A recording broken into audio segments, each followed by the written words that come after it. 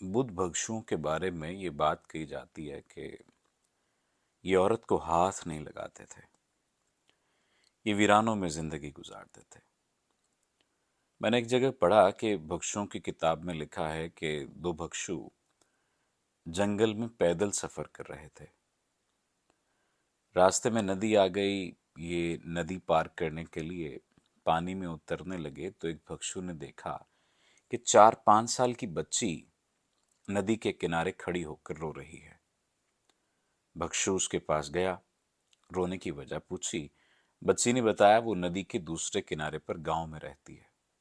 रिश्तेदारों के साथ इधर आई थी, जंगल में खेलती रही, रिश्तेदार वापस चले गए, वो अब अकेली नदी पार नहीं कर सकती।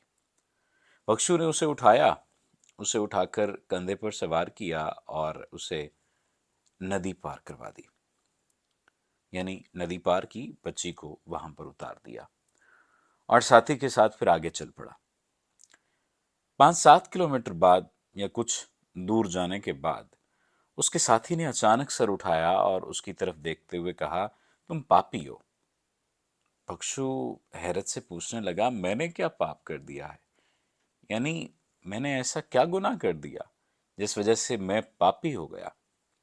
साथी बोला, तुमने नारी को कंधे पर बिठाकर नदी पार करवाई। पहले भिक्षु ने कहकहा लगाया और कहा, मैंने उस बच्ची को नदी के किनारे उतार दिया, लेकिन तुम अभी तक उसे कंधे पर बिठा कर चल रहे हो। बस यही हाल हमारा और हमारी कौम का है।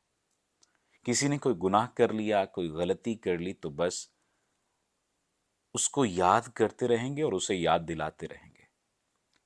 वो चाहे भूल भी जाए, लेकिन ये लोग उसकी गलतियों को अपने कंधों पर और अपने जहनों पर सवार करके इधर उधर भागते फिरते रहेंगे और ताउम्र उसे याद दिलाते रहेंगे, तुमने ये भी किया था, तुमने वो भी किया था। खुदारा वो भिक्षु न बनिए जो अब तक अपने कंधे पर उस नारी को उठाए फिरता है, या वो लोग न बनिए जो दूसरों के जराइम को, दूसरों के गुनाहों को, दूसरों के मसाइल को अपने जहन और अपने दिल में पोटलियों की सूरत लिए फिरते हैं। आपका बहुत शुक्रिया।